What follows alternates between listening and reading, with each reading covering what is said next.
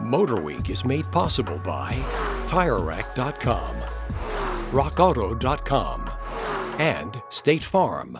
Not that long ago, it looked like the Volvo brand might not be around much longer, as after having passed through Ford's hands, it was purchased by China's Geely. The change was slow to come by, but 6 years later, they launched an all-new XC90. And since then, Volvo has charged back in a big way. So much so that they're now adding a whole new brand, and it goes by the name Polestar. Volvo has used the Polestar name in regards to racing and performance prototypes for some time now. But being its own mark and one specifically for electrified sporty models is a big upgrade. The first vehicle to emerge from this sub-brand, the 2021 Polestar 1, is not a fully electric car, but a plug-in hybrid, or to use Volvo's terminology, an electric performance hybrid. However, this handsome 2+2 coupe does boast more EV range than we've seen on any PHEV to this point. 70 miles according to Volvo, which is about what full EVs managed not that long ago. A unique all-wheel drive powertrain includes not one, but two 85-kilowatt electric motors set in the rear, one per wheel, and each with its own planetary gear set. In EV mode, they do all the work. Up front, a 52-kilowatt starter generator and an 8-speed automatic are mated to a familiar gasoline engine, Volvo's turbo and supercharged 2-liter i4. This combo sends power only to the front wheels. All told, you're looking at 619 horsepower and 738 pound-feet of torque. Volvo claims a 0 to 60 time of only 4.2 seconds. Now, we couldn't verify that during our early drive time in Northern California, but we did find a driving experience that is equally composed and comfortable. Chassis engineering reflects the racing heritage of the Polestar name, with adjustable O-Lin shocks for the double wishbone front and integral link rear suspension. High-performance brakes were then added for good measure.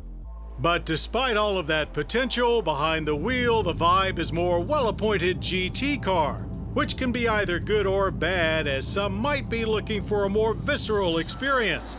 And hearing the 4-cylinder rev in full does cool the luxury theme somewhat. But having said that, the One does handle quite well. There's very little body roll, and you have to push ridiculously hard to upset the car's balance and force it into oversteer. Much credit for that goes to the seamless torque vectoring provided by the dual rear electric motors, helping the car rotate expertly through corners. There's not much steering feedback, but response from inputs is decent. Likewise, with accelerator and brake pedals, good reaction but not much dialogue. Perhaps the most rewarding experience will be showing it off to your neighbors and coworkers, as the Polestar 1's all-carbon fiber body is gorgeous from all angles. Carbon fiber obviously saves weight over steel, here some 500 pounds, but it was used more to give designers the ability to further sharpen lines and create more complex shapes in the bodywork. Inspiration was drawn both from Volvo's 2013 coupe concept as well as historical vehicles such as the P1800.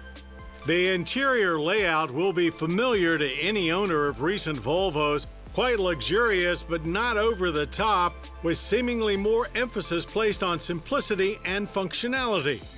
Batteries are in two separate locations to both limit the intrusion into the interior space as well as spread the weight around.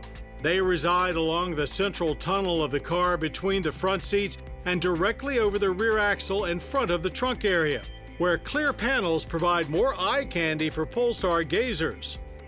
That severely restricts trunk space to 4.4 cubic feet, but being a 2+2, there's plenty of room in the back seat for tossing overnight bags.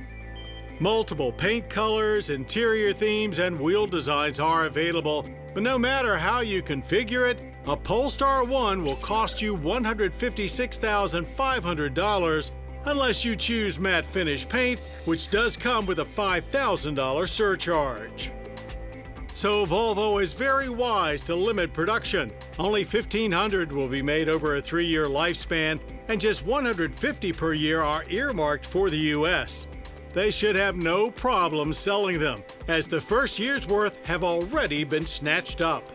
So you may have to wait a while, and we'll all have to wait until the Polestar 2 arrives to get a full EV from Volvo's new electrified sub-brand. But we can't think of a better way to showcase what this new marque will be all about than the 2021 Polestar 1, a high-performance luxury GT coupe that promises just as much as it delivers.